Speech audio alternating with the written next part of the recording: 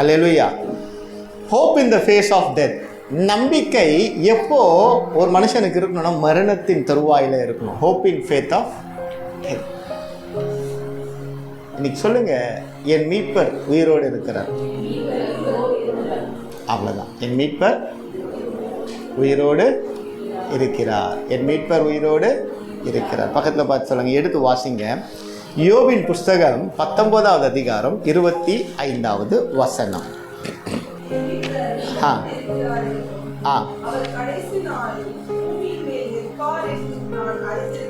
என் மீட்பர் உயிரோடு இருக்கிறார் என்றும் அவர் கடைசி நாளில் பூமியின் மேல் நிற்பார் என்றும் நான் அறிந்திருக்கிறேன். இன்னைக்கு என்ன நாள்னா புதுசாக வந்தவங்களுக்கு சொல்கிறேன், ஆண்டவர் அறியாத ஜனங்களுக்கு. இன்னைக்கு வந்து ஈஸ்டர். ஈஸ்டர் அப்படி என்னன்னா, குட் ஃப்ரைடே அப்படிங்கிறது ஆண்டவர் சிலுவையில் தன்னை ஒப்பு கொடுத்து மரணத்தை ஏற்றுக்கொண்ட நாள். அப்போ மரணத்தை ஏற்றுக்கொண்டு 3ஆம் நாளிலே உயிர்த்தெழுந்த நாள் தான் ஈஸ்டர். ரைஸ் ஈஸ்டர்னு சொல்லுவோம்.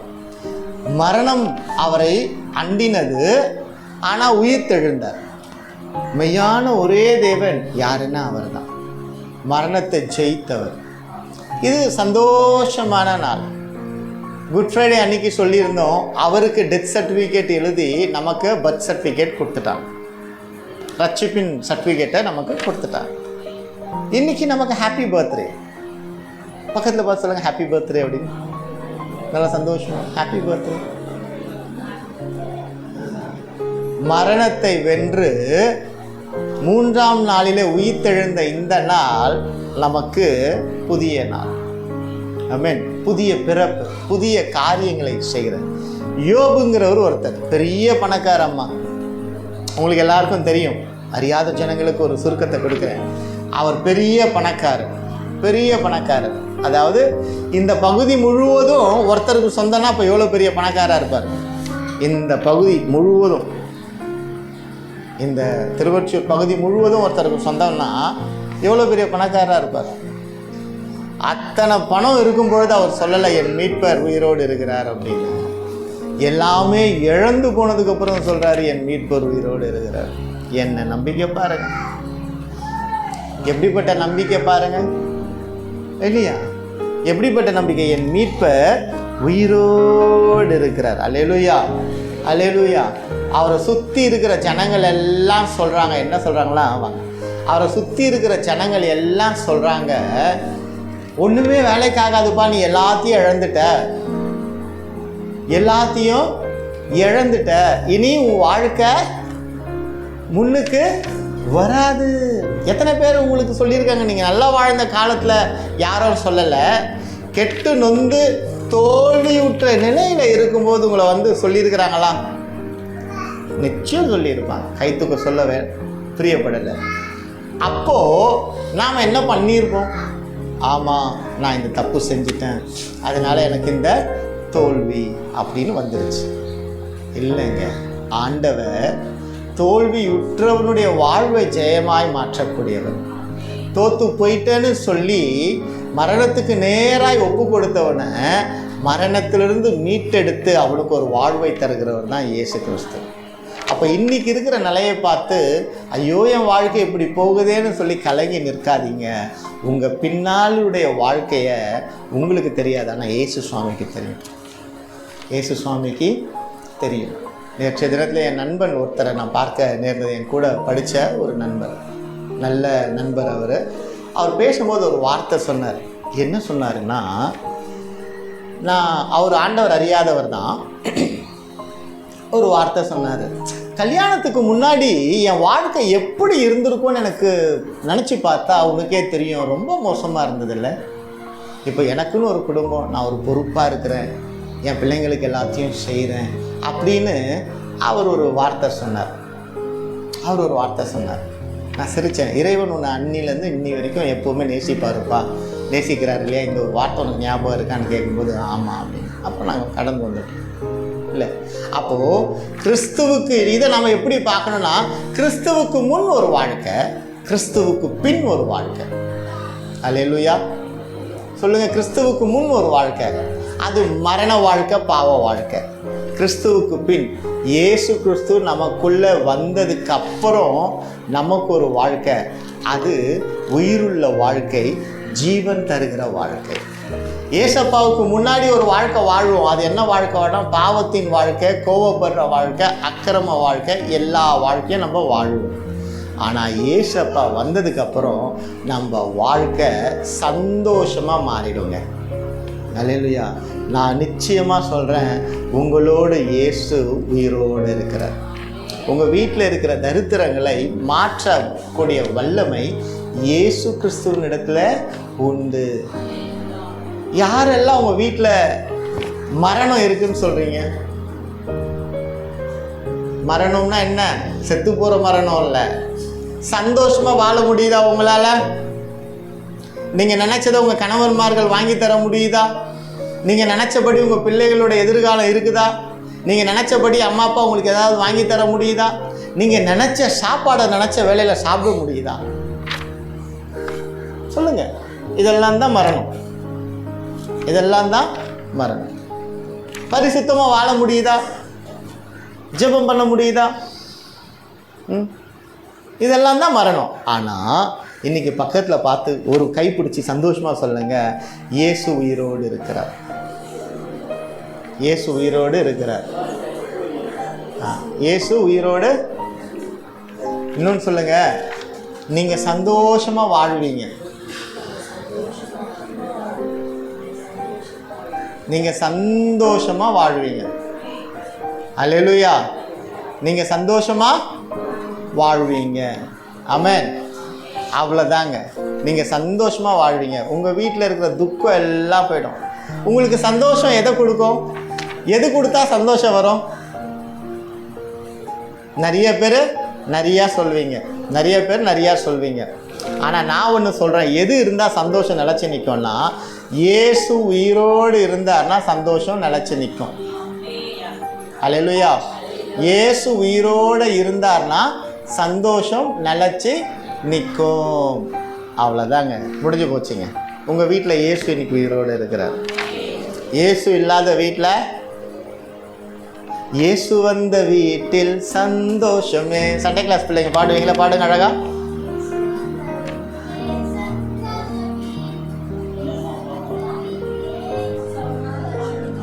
அல்லேலூயா. அப்போ இயேசு வந்த வீட்டிலே சந்தோஷம் சமாதானம் உண்டு. இங்கே யோபுங்கிற ஒரு மனுஷன் அவ்வளோ பெரிய பணக்காரர், எல்லாத்தையும் இழந்துட்டு அவர் சொல்கிறாரு, என் மீட்பர் உயிரோடு இருக்கிறார். அல்லேலூயா. என் மீட்பர் உயிரோடு இருக்கிறார். அல்லேலூயா. அல்லேலூயா. உயிரோடு இருக்கிற தேவனை ஆராதிக்கும் போது மரித்தவர்களாய் நாம் போய்விட கூடாது. ஆமென். மரித்தவர்களாய் நாம் போய்விட கூடாது. அல்லேலூயா. அப்போ யோபுவை சுற்றி அத்தனை பேர் சொல்கிறாங்க, அவ்வளோதான் உன் வாழ்க்கை முடிஞ்சிருச்சு, அவ்வளோதான் உன் நிலைமை முடிஞ்சிருச்சு, அவ்வளோதான் உன் சூழ்நிலை முடிஞ்சிருச்சு அப்படின்னு சொல்கிறாங்க. ஆனால் யோபு அழகாய் சொல்லுகிறார், என் மீட்பர் உயிரோடு இருக்கிறார். அல்லேலூயா. என் மீட்பர் உயிரோடு இருக்கிறார். அவ்வளோதாங்க, மீட்பர் உயிரோடு இருக்கிறார். அல்லேலூயா. 1 கொரிந்தியர் 15:17.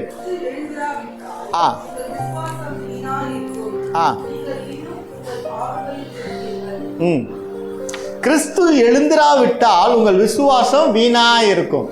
அப்போது ஒரு அடித்தளத்தை விசுவாசத்துக்கு கொடுப்பதற்காக ஆண்டவர் மரணத்தை ஏற்றுக்கொண்டு ஜீவன் உள்ளவராய் உயிரோடு வந்தபடியினால தான் நாம் நம்புகிறோம். இல்லைன்னா நம்ம நம்பியிருப்போமா? நம்பியிருக்கவே மாட்டோம். ஆனால் யோபு பக்தனிடத்தில் பார்க்கக்கூடிய ஒரு காரியம், அவர் உயிரோட வருவாரா வரமாட்டாரான்லாம் தெரியாது. ஆனால் அவர் சொன்ன காரியம், அவர் தன் துக்கத்தில் அவர் சொன்ன காரியம், என் மீட்பர் உயிரோடு இருக்கிறார். என் மீட்பர் உயிரோடு இருக்கிறார். அவ்வளோதாங்க. என் மீட்பர் உயிரோடு இருக்கிறார். வேறு எதுவுமே வேணாம். சோகம் வரும்போதெல்லாம் சொல்லுங்க, இயேசு உயிரோடு இருக்கிறார். நம்ம வீட்டில் ஒரு பெரியவங்க இருக்கிறாங்க, ரொம்ப பெரிய ஒருத்தர் சப்போர்ட் பண்ணுறதுக்கு இருக்கிறாருன்னா, என்ன பிரச்சனை வந்தாலும் நம்ம என்ன சொல்லுவோம்? மாமா இருக்கார், சித்தப்பா இருக்கார், தாத்தா இருக்கார், பாட்டி இருக்காங்க, சொல்லுவோமா சொல்ல மாட்டோமா? ஏன்? பெரியவங்க, அந்த ஆபத்துலேருந்து தப்பிக்க வழி சொல்கிறவங்க. இன்னும் பாட்டிமார்கள்லாம் இருக்கிறீங்க இங்கே. பேத்திங்களுக்கு எதனா சமைக்க தெரியலனா பாட்டிமார்கள் கற்று தருவாங்க. அதே போல தான் ஒரு பெரியவர் நம்மோடு இருக்கிறார். அந்த பெரியவர் இருக்கிறபடியினால நாம் எதற்கும் கலங்கி நிற்க வேண்டிய அவசியம் இல்லைங்க. அந்த பெரியவர் நம்மோடு இருக்கிறதுனால நம்ம எதுக்கும் கலங்கி நிற்க வேண்டிய அவசியம் இல்லை, அவசியம் இல்லை. அல்லேலூயா, அல்லேலூயா, அல்லேலூயா. கர்த்தர் நல்லவர், அவர் கிருபை என்றும் உள்ளது. அப்போ கிறிஸ்து எழுந்திராவிட்டால் உங்கள் விசுவாசம் வீணாய் இருக்குமே. அவர் உயிரோட வரலைன்னா யோபுவை போல நம்ம நம்பி இருப்போமானா நம்பி இருக்க மாட்டோம். தோமா போல காயப்பட்ட கையில நான் கைவிட்டாலோடியே நான் நம்ப மாட்டேன், உடனே வந்து சொல்லார் கை வைப்பா அப்படி இல்லையா? அப்பதான் சொல்வார், நீங்கள் கண்டும் என்னை விசுவாசியாமல் இருக்கிறீங்க, கண்டு விசுவாசிங்க, என்னை காணாம விசுவாசிக்கிற கூட்டம் இருக்கும், அதுதான் நீங்களும் நானும். அல்லேலூயா, அல்லேலூயா. நமக்கு முன்னாடி நம்ம முன்னோர் இருக்கிறார், யோபு இருக்கிறார். எல்லா சூழ்நிலையும் கையை விட்டு போனதுக்கு ஏழை ஆயிட்டதுக்கு அப்புறமா சொல்றாரு, என் ஏசப்பா என் கூட இருக்கிறாருன்னு சொல்றாரு. அதுக்கு என்ன பலன் கிடைச்சது?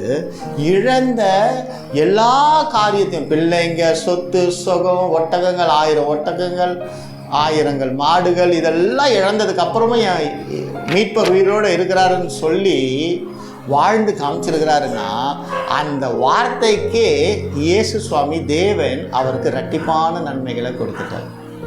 அல்லேலூயா, அல்லேலூயா. அப்போ இன்னைக்கு இயேசு உயிர்த்தெழுந்தார் என்கிற செய்தியை கேட்டு விசுவாசிக்கிற நம்மை அவர் வாழ வைப்பது மிக நிச்சயங்க. அல்லேலூயா. அவர் நம்மை வாழ வைப்பது மிக மிக மிக மிக நிச்சயம். அல்லேலூயா. கவலை அடைய வேண்டிய அவசியமே இல்லை. நாம் உயிர்த்தெழ என்ன செய்ய வேண்டும்? நமக்குள்ள சில மரணித்த காரியங்கள் உண்டு. அந்த காரியங்களிலிருந்து உயிர்த்தெழ செய்யக்கூடிய விஷயங்கள் ரோமர் 6வது அதிகாரம் 4வது வசனத்திலிருந்து 6 வரைக்கும் வாசிங்க சிஸ்டர்.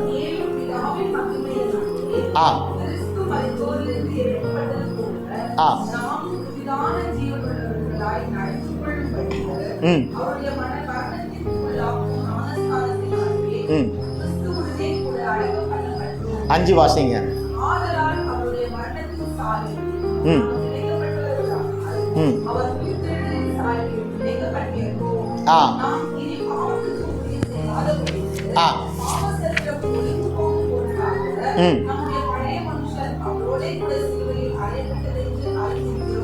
அல்லேலூயா. அப்போ அவரோடு மரணித்தோம், அவரோடு உயிர்த்தெழுந்தோம். பாவத்துக்கு மரித்தவர்களாய் நாம் என்றைக்குமே இருக்கும் பொழுது உயிர்த்தெழச் செய்யக்கூடிய வல்லமை ஆண்டவரிடத்துலேருந்து நமக்கு வருங்க. அல்லேலூயா. யோபின் புஸ்தகம் 42:2 வாசிங்க. அது அழகாய் சொல்லப்படுது, தேவரீர் சகலத்தையும் செய்ய வல்லவர், நீ செய்ய நினைத்தது தடைப்படாது என்பதை அறிந்திருக்கிறேன். சகலத்தையும் செய்ய வல்லவர். அப்போ கர்த்தர் உங்க வாழ்க்கையில சகலத்தையும் செய்ய வல்லவருங்கம்மா. மனுஷனால செய்ய முடியாதது தேவனால செய்ய முடியும். விசுவாசிக்கிறீங்களா? அல்லேலூயா. விசுவாசிக்கிறீங்களா? மனுஷனால செய்ய முடியாதது தேவனால செய்ய முடியும். இதை நம்புகிறவர்கள் அப்படியே அவங்க வாழ்க்கையில தேவனுடைய ஆசீர்வாதத்தை பெற்றுக்கொள்ள முடியும். இன்னைக்கு உங்க நிலைமை மரித்து போய் இருக்கலாம், இன்னைக்கு உங்க ஆசீர்வாதம் மரணத்துக்கு நேராகி போகலாம், நீங்க எதிர்பார்த்த வாழ்வை வாழாத முடியாதபடிக்கு உங்க குடும்ப சூழ்நிலை போகலாம். ஆனால் நிச்சயம் தேவரீர் சகலத்தையும் செய்ய வல்லவர் என்று சொல்லி பாருங்க, உங்க வாழ்க்கை மாறுங்க. அல்லேலூயா. ஒன்றுமே இல்லாத தொடங்கப்பட்ட எத்தனையோ பேரோட வாழ்க்கை, தாய் தகப்பனால் கைவிடப்பட்டவருடைய வாழ்க்கை, இயேசுவை ஏற்றுக்கொண்டதுக்கு அப்புறம் நீ எல்லாம் இயேசுவை ஏற்றுக்கிட்டேன் வீட்டுக்குள்ளேயே வராதன்னு சொல்லிட்டு கழுத்தை பிடிச்சி பிள்ளைகளை, பெண் பிள்ளைகளை, ஆண் பிள்ளைகளை வெளியே தள்ளின தாய் தகவன்மார்களும் இந்த உலகத்தில் உண்டு. ஆனால் ஒன்று நடந்தது, எதுவுமே இல்லாமல் மரணம் நேர்ந்த நிலையில். எல்லாரும் கைவிடப்பட்டாங்கன்னா மரணம் தானே, உதவுவதற்கு யாருமே இல்லைனாலும் மரணம் தானே. ஆனால் ஒருவர் கைவிடாதவராக இயேசுவை அவர்கள் பிடித்தபடினால இன்னைக்கு எத்தனையோ பேர் கோடீஸ்வரர்களாக இருக்கிறாங்க. என்னால் அவங்க பேர்களை சொல்ல முடியும், அவங்க வாழ்க்கை சரித்திரத்தின் படங்களை உங்களுக்கு காமிக்க முடியும். ஏன்? யார் கைவிட்டாலும், யார் உன்னை கைவிட்டாலும் இயேசு கைவிட மாட்டார். யார் உன்னை கைவிட்டாலும் இயேசு கைவிட மாட்டார். கைவிட மாட்டார், கைவிட மாட்டார், கைவிடவே மாட்டார். இயேசு கைவிடவே மாட்டார். ஆமாம், கல்யாணம் ஆன புதுசில் என்ன பண்ணுவாங்க கணவன்மார்கள்? ஒய்ஃபு கையை கெட்டியாக பிடிச்சிப்பாங்க. கெட்டியாக பிடிச்சின்னு கம்பீரமாக ரோட்டில் போவாங்க. இல்லை, 2 மாதம் ஆச்சு கல்யாணம் ஆகி. இப்படி பிடிச்ச கை என்ன பண்ணுவாங்க? 3 கையில் பிடிப்பாங்க. 5 கையில் பிடிச்ச கை 3 கையில் பிடிப்பாங்களா? 3 மாதம் ஆச்சு. 2 கையில் எப்படி இப்படி பிடிப்பாங்க, எப்படி பிடிப்பாங்க, எப்படி பிடிப்பாங்க. 4 மாதம் ஆச்சு, ஒத்த கையை பிடிச்சி கூட்டு போவாங்க. 5 மாதம் ஆச்சு, கையை விட்டு போவாங்க. 6 மாதம் ஆச்சு, 7 மாதம் ஆச்சு, 1 வருஷம் ஆச்சு. ஒய்ஃபு முன்னாடி போவாங்க. எங்கெங்க உங்கள் வீடு?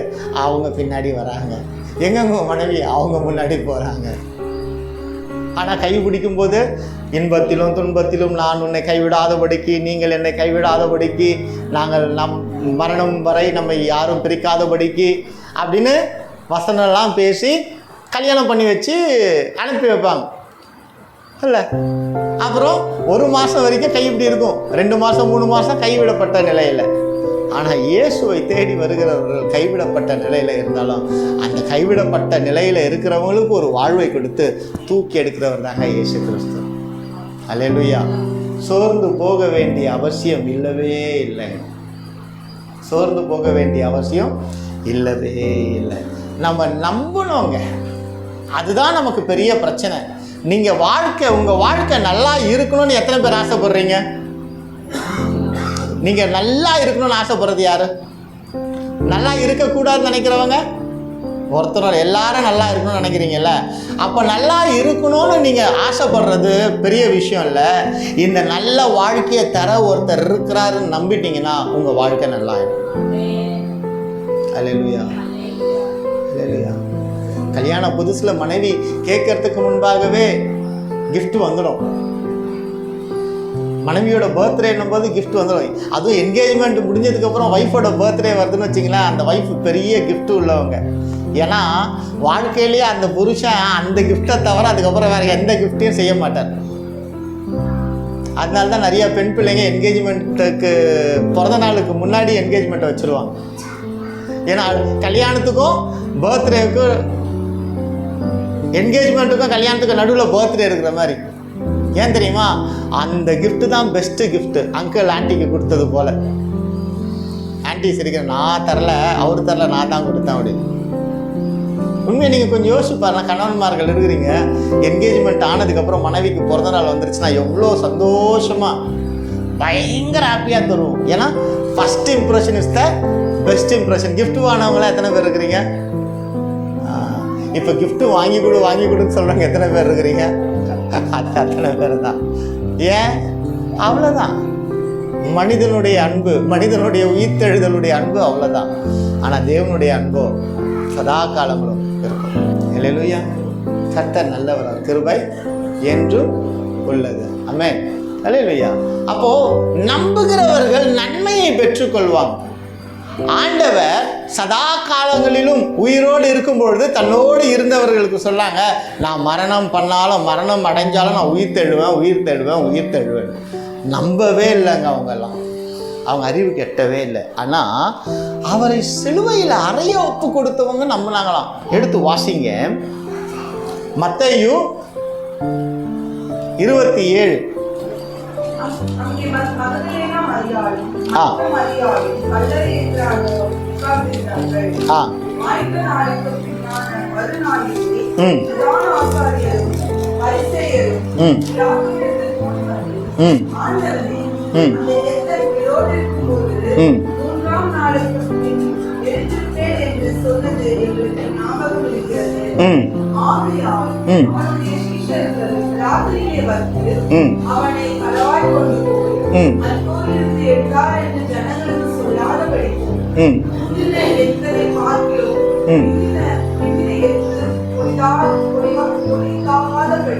நீ 3 நாள் வரைக்கும் கல்லறையை பத்திரப்படுத்தும்படி கட்டளையிட வேண்டும் என்றார்கள்.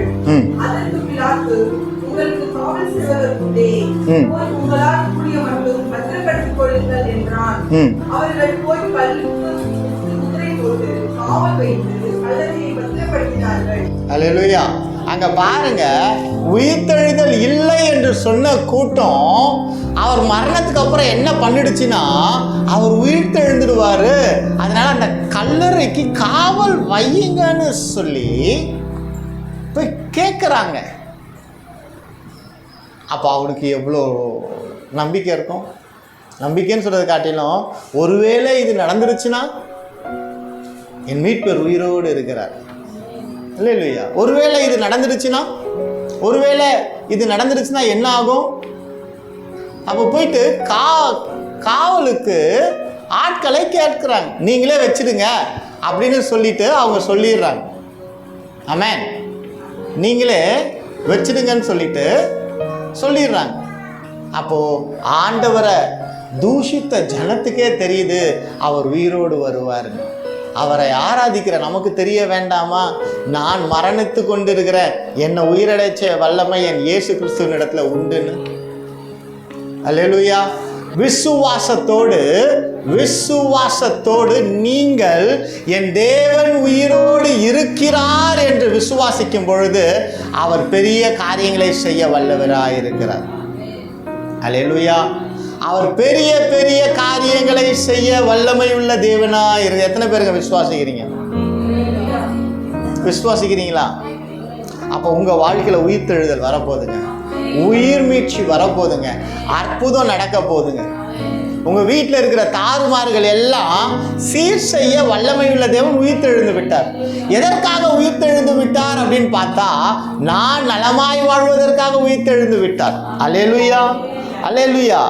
மற்றவர்களுக்கு நினைவுபடுத்துதல் எப்படின்னா, நான் உயிரோடு இருக்கிறேன், உயிரோடு வருவேன், உயிரோடு இருக்கிறேங்கிறது தன்னோடு இருந்த ஜனங்கள் மறந்த போதிலும் அவர்களை ஆண்டவர் நிந்திக்கவில்லை, வந்து நினைவுபடுத்துகிற. எடுத்து வாசிங்க லூக்காவின் புத்தகம் 24வது அதிகாரம் 1-6 வாசிங்க சிஸ்டர்.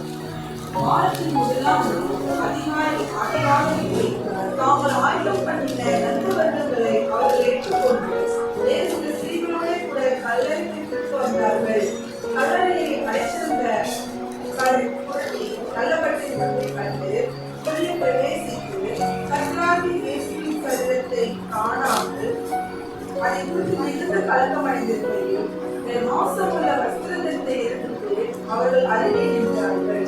அந்த ஸ்திரீகள் பயப்பட்டு தலை கவிழ்த்து தரை நோக்கி நிற்கையில் அந்த 2 பேரும் அவர்களை நோக்கி, இதோடு இருக்கிறவரை நீங்கள் மற்றோரிடத்திற்கு கேட்டது என்ன? அவர் இங்கே இல்லை, அவர் உயிர்த்தெழுந்தார். அவர் இங்கே இல்லை, அவர் உயிர்த்து எழுந்தார். அங்க பாருங்க, கல்லறையில வந்து அவங்க சடங்குகள் செய்ய வந்த பொழுது ஆண்டவரை காணவில்லை என்று அழுகிறவர்களாய் இருக்கிறாங்க. அப்போ உயிர்த்தெழுந்த இயேசு முதலாவது சொல்லக்கூடிய, உயிர்த்தெழுந்து வந்த உடனே சொல்லக்கூடிய ஒரு வார்த்தை, பயப்படாதிருங்கள். அல்லேலூயா. எக்ஸாம் வந்துடுச்சா? பயமா இருக்குது, கவலைப்படாத. உயிர்த்தெழுந்த இயேசு உனக்குள்ளே இருந்தார் அப்படின்னா நீ பயப்பட வேண்டிய அவசியம் இருக்கு. கண்டிஷன் இருந்தார். ஒரு சின்ன எக்ஸாம்பிள், நீ பயப்பட வேண்டிய அவசியம் இல்லை, இயேசப்பா உனக்குள்ளே இருக்கிறார். அப்போ உயிர்த்தெழுந்த இயேசு எனக்குள்ளே இருப்பாரே ஆனால் நான் எதற்குமே பயப்பட வேண்டிய அவசியம் இல்லை. என் எதிர்காலத்தை குறித்து பயப்பட வேண்டிய அவசியம் இல்லை. என் தேவைகளை குறித்து பயப்பட வேண்டிய அவசியம் இல்லை. இருதயத்துக்குள்ள ஏன் பயம் வருதுன்னா, உயிர்த்தெழுந்த இயேசு இருதயத்துக்குள்ள இல்லை. சடங்காச்சாரமா இந்த வார்த்தையை கேட்பவர்களா இருப்பீர்களே, ஆனால் நான் விசுவாசத்தோடு சொல்றேன், நீங்கள் விசுவாசத்தோடு தேவ சமூகத்தில் என் இருதயத்தில் இயேசு இல்லை என்று ஒப்புக்கொள்ளும் பொழுது, என் இருதயத்தில் இயேசுவை நான் மரணத்துக்கு ஒப்பு கொடுத்துட்டேன் நீங்கள் சொல்லும் பொழுது, அவர் மெய்யாகவே வந்து உங்கள் கல்லறையிலிருந்து, இருதயத்தின் கல்லறையிலிருந்து உயிர்த்தெழச் செய்து உங்கள் வாழ்க்கையை சுகவாழ்வாய் மாற்ற வல்லமை உள்ள தேவனாக இருக்கிறார். தரித்திர வாழ்வை சுகவாழ்வாய் மாற்றக்கூடிய வல்லமை உடைய தேவனாக இருக்கிறார். ஏன் எனக்கு இன்னைக்கு பயம் வருது? ஏன் இன்னைக்கு எனக்கு வேதனை வருது, ஏன் இன்னைக்கு நான் எல்லா காரியங்களும் குறித்து பயப்படுகிறவனா இருக்கிறேன் அப்படின்னா, உயிர்த்தெழுந்த இயேசு எனக்குள்ளே இல்லைங்க. அல்லேலூயா. உயிர்த்தெழுந்த இயேசு எனக்குள்ளே இல்லை. அவர் இருக்கும் பொழுது நான் பயப்பட வேண்டிய அவசியம் இல்லை. சொல்லுங்க, என் இருதயத்துக்குள்ள இயேசு உயிரோடு இருக்கிறார். ஜீவிக்கிறார் இயேசு.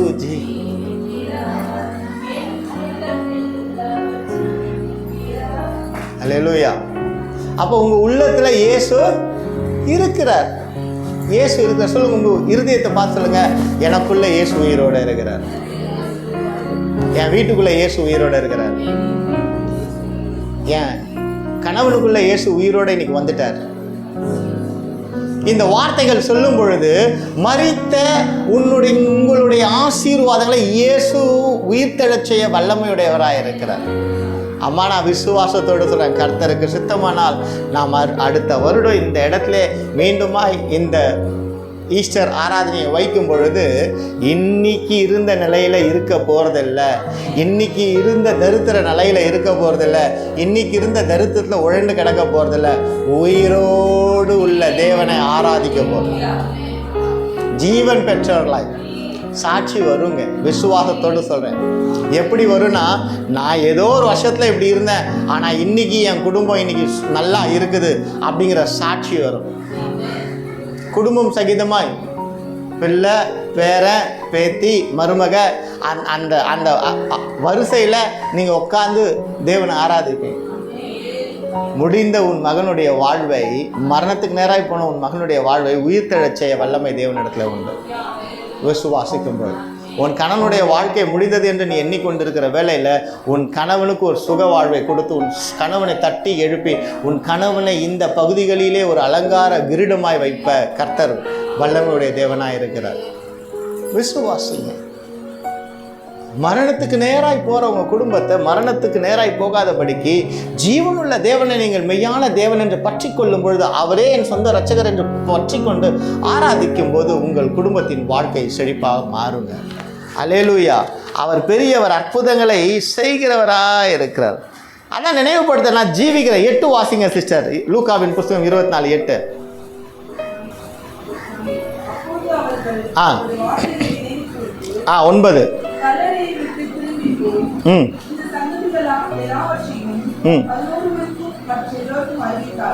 அல்லேலூயா. அப்போ அவர் உயிரோடு இருக்கிறார் என்கிற வார்த்தை ஞாபகத்துக்கு வந்ததுக்கு அப்புறம் அடுத்து என்ன செய்றாங்கன்னா, அவர் உயிர் தெழுந்துட்டாருப்பாருன்னு சொல்லிட்டு ஓடி போய் எல்லாருக்கும் சொல்றாங்க, இயேசு கிறிஸ்துவின் நாமத்தினால் நான் விசுவாசிக்கிறேன் தேவ பிள்ளைகளே, இந்த நாளிலே மரணத்துக்கு நேராய் உங்கள் வாழ்க்கை அழிவின் பாதைக்கு போய் கொண்டிருக்கிறதா? இந்த செய்தியை கேட்கிற நீங்கள், என் மீட்பர் உயிரோடு இருக்கிறார் என்று காணாதவரை காண்கிறது போல யோபு பக்தன் சொன்னது போல, நாம் அவர் உயிரோடு எழுந்தார் என்பதை அறிந்தவர்களாய் இருக்கிற நிலையில அறியாதவர்களாய் நாம் மாறிக்கொண்டிருக்கிற இந்த நாளிலே அவரை நோக்கி என் மீட்பர் உயிரோடு இருக்கிறார் நீங்க இந்த வருஷம் சொல்லுங்க. அடுத்த வருஷம் என்ன நடக்கும்னா, நீங்க கம்பீரத்தோடு உங்க குடும்பத்தோடு தேவனை ஆர்ப்பரிக்க ஆராதிக்க நீங்க வரும்பொழுது மற்றவங்க பார்ப்பாங்க, என்னாச்சு, இயேசு எனக்குள்ள உயிரோட வந்துட்டார், என் வாழ்க்கை செழிப்பாச்சு. அல்லேலூயா. இயேசு எனக்குள்ள உயிரோட எழும்பிட்டார், என் வாழ்க்கை செழிப்பா மாறிடுச்சு. இல்லைங்க, ஆண்டவருடைய பிள்ளைங்க எப்பவுமே விசுவாசத்துல உறுதியாய் பற்றி கொள்ளணும். விசுவாசத்துல உறுதியாய் பற்றி கொள்ளணும். விசுவாசத்துல உறுதியாய் பற்றி கொள்ளணும். அந்த உறுதியாய் பற்றி கொள்ளும் பொழுது நீங்கள் சுக வாழ்வை பெறுவது மிக நிச்சயங்க. விசுவாசம் மரித்தவர்களாய் இருப்பீர்களே ஆனால் இயேசு கிறிஸ்துவின் நாமத்தால் உங்கள் விசுவாசம் முதலாவது உயிர்த்தெழச் செய்ய வல்லமையுடையவராயிருக்கிறார். அல்லேலூயா. உயிர்த்தெழச் செய்ய வல்லமை உடைய தேவனாய் இருக்கிறார். நம்பிக்கையை விட்டுறாதீங்க பிள்ளைங்களே. அப்போ ஏசப்பா உயிரோடு வந்ததுனால எனக்கு என்ன நன்மைங்க அப்படின்னு கேட்பீங்கன்னா, நமக்கு அவர் உயிரோட வந்தபடினால ரட்சிப்பு உண்டாயிடுச்சு. வாசிக்க வேண்டாம், 1 பேதுரு 3வது அதிகாரம் 21-22 நோட் பண்ணிக்கிங்க. எபிரேயர் 7:25, அப்போஸ்தலர் 3:15-16. திரும்ப சொல்ல, 1 பேதுரு 3வது அதிகாரம் 21-22. எபிரேயர் 7வது அதிகாரம் 25வது வசனம், அப்போஸ்தலர் 3வது அதிகாரம் 15வது வசனம் 16வது வசனம், 1 தீமோத்தேயு 3வது அதிகாரம் 15வது வசனம். அல்லேலூயா, அல்லேலூயா. அவர் உயிர்த்தெழுந்ததினாலே நமக்கு கிடைக்கப்பட்டது ரட்சிப்பு. அவர் உயிர்த்தெழுந்ததினாலே நம் ஜெபங்கள் கேட்கப்படுகிறதா இருக்கு, நம் ஜெபங்கள் கேட்கப்படுகிறதா இருக்கிறது. ஆமென். அப்போ உங்கள் ஜெபத்துக்கு பதில் தரக்கூடியவர் செத்து போனவங்க பதில் தருவாங்களா, ஃபோட்டோவுக்கு முன்னாடி இப்படி அழுகிறவங்க பதில் தருவாங்களா, உயிரோடு இருக்கிறவங்க பதில் தருவாங்களா? அல்லேலூயா. உங்களுக்கு ஒரு விஷயம் தேவை. உங்களுக்கு ரொம்ப நேசமான ஒருத்தவங்க, உங்கள் தாத்தா வச்சுக்கிங்க, இல்லை பாட்டி வச்சுக்கிங்க. பாட்டி இறந்தவங்க யாரோ ஒருத்தவங்க வச்சுக்கிங்க. அவங்க ஃபோட்டோ, பாட்டி தாத்தா எனக்கு இது வேணும்னு கேட்டால் தருவாங்களா, இல்லை உயிரோடு இருக்கிறவங்க கிட்ட போய் கேட்டால் தருவாங்களா? உயிரோட. அப்போ என் இயேசு உயிரோடு இருக்கிறார். தர முடியாத ஒரு இடத்துல நான் ஏன் போய் கேட்பானே? என் தேவன் நான் ஆராதிக்கிற தேவன் ஜீவனுள்ள தேவன், அவர் உயிர்த்தெழுந்த தேவன், அவர் உயிரோடு இருக்கிறார். அவரிடத்துல நான் கேட்பேனே, ஆனால் அவர் எனக்காக எல்லாவற்றையும் செய்ய வல்லவராக இருக்கிறார். ஆமென்.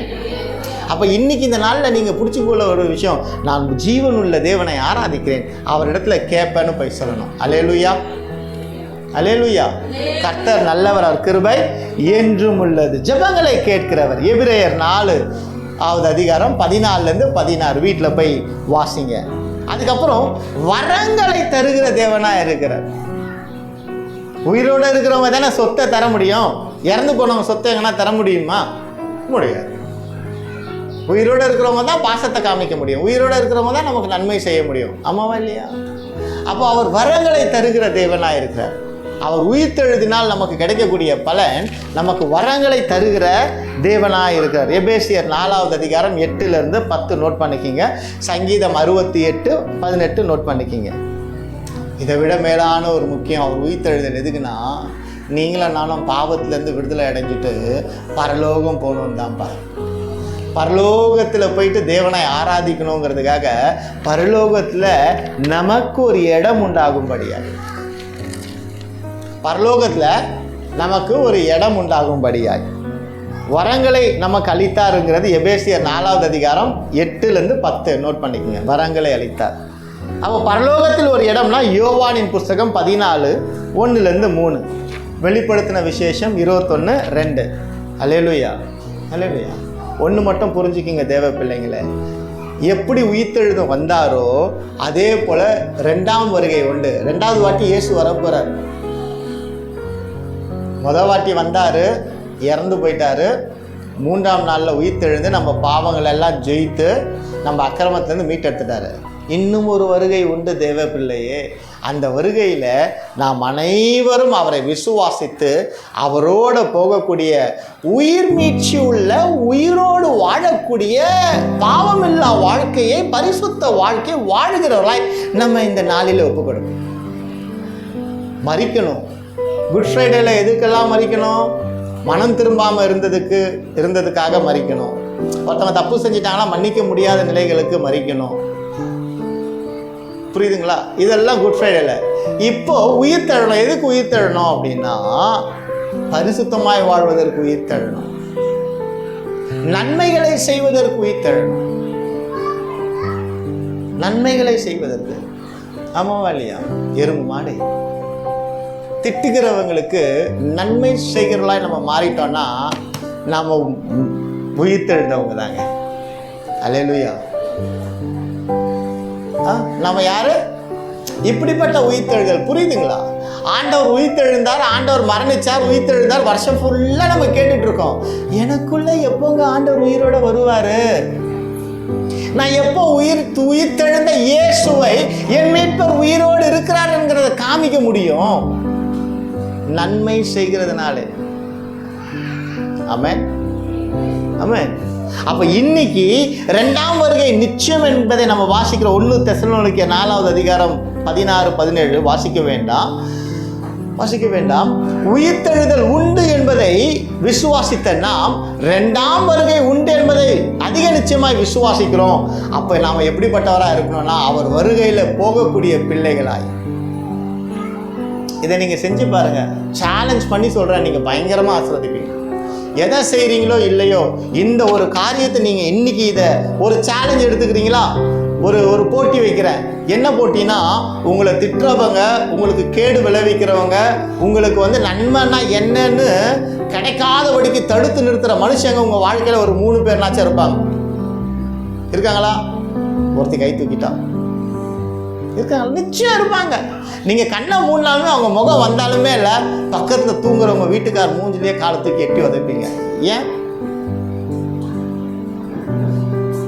தூக்கத்தில் அவர் ஃபேஸே வந்துருச்சு உங்களுக்கு. ஏன்னா அவர் நன்மை செய்யலை.